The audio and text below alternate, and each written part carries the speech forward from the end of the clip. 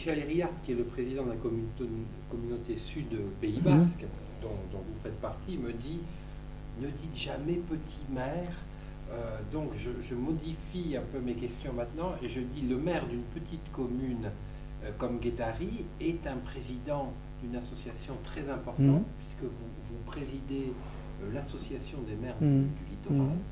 Vous pouvez nous parler un peu de cette association? Je sais que c'est une association dynamique qui fait beaucoup de choses. Quelles sont les missions et quel est l'emploi du temps du président? Alors,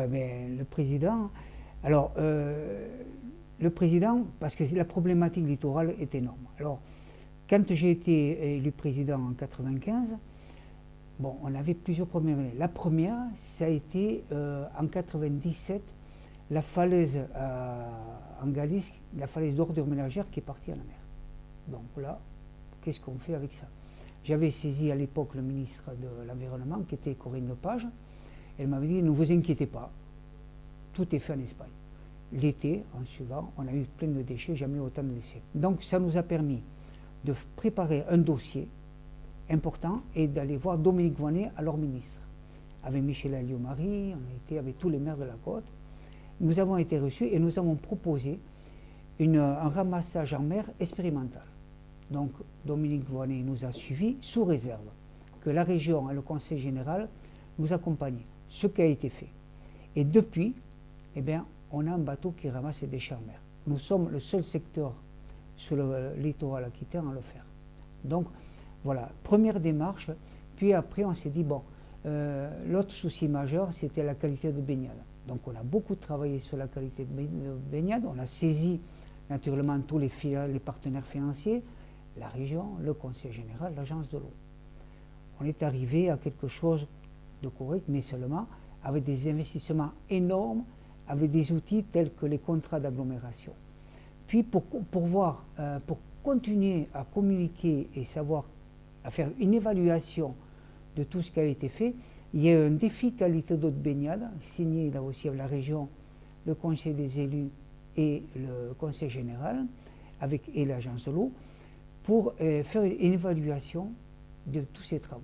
Ça a été quelque chose d'intéressant parce que ça nous a permis de comprendre beaucoup mieux le fonctionnement de la mer, parce qu'on se disait, bon, la mer c'est bien, les bassins versants, aujourd'hui on ne s'en occupe pas, parce qu'en fait, on avait l'ancienne directive baignade qui était à 2000 Échery-Chacoury, et tout le monde s'accordait à dire qu'à 2000 Échery-Chacoury, les bassins versants n'étaient pas un problème.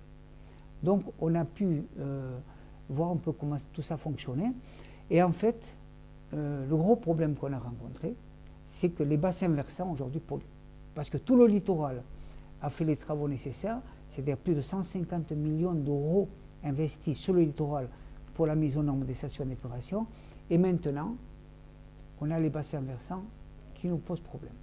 Pourquoi le problème? C'est qu'il y a eu l'évolution de la directive baignade de 2006, et donc là, nous sommes confrontés au problème des bassins versants, parce qu'il y a un abaissement des normes à l'Échery-Chacoury qui passe maintenant à 500.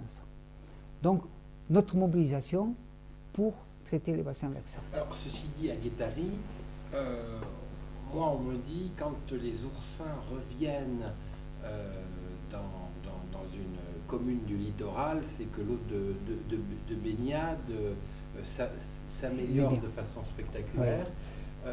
Il semblerait que là aussi, vous soyez un peu en avance sur les autres et que les eaux de baignade à Guétari sont une des meilleures eaux de baignade de la côte à l'heure actuelle.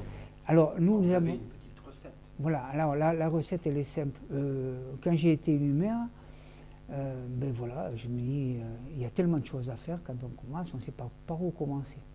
Mais mon prédécesseur, ils avaient lancé un schéma directeur pour l'assainissement en fonction de la loi qui était prévue en 1999.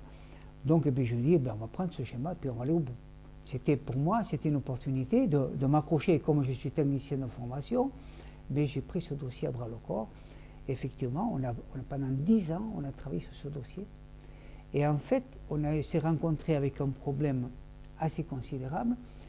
On était confronté avec une association d'environnement Surface des Fondations qui nous attribue des drapeaux noirs. Alors c'était terrible, et à juste raison, parce que les eaux n'étaient pas propres. Bon, alors on a travaillé avec tous les partenaires qui étaient avec nous, tous les scientifiques, et on a vu qu'en premier, il fallait traiter sur la collecte. Bon, la collecte, on l'a assurée, la mise en séparatif des réseaux, on l'a assurée correctement, et après, la station d'épuration, bon, on va la moderniser.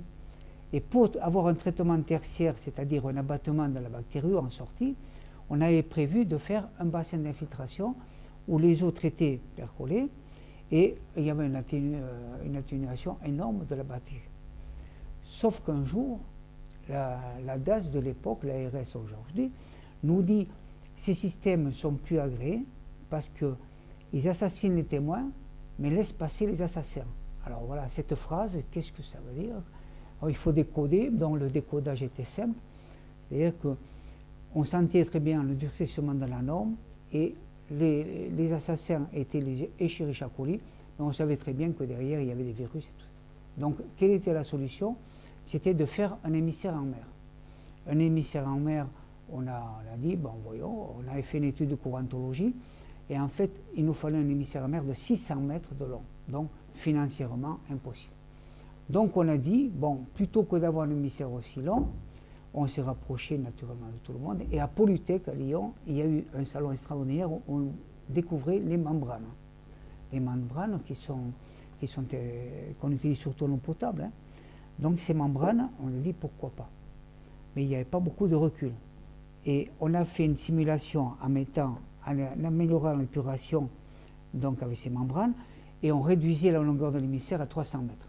Donc on s'est orienté vers ce système-là, qui marche aujourd'hui très très bien, parce qu'on était en classe D, et maintenant on est en classe A depuis 2004, et on est en qualité excellente par rapport à l'ancienne. Donc voilà, la recette, si vous voulez, ça a été cette station d'épuration membranaire, et qui donne d'excellents résultats, une bonne gestion du pluvial, une bonne collecte des eaux, et avec une séparation des eaux usées et des eaux pluviales.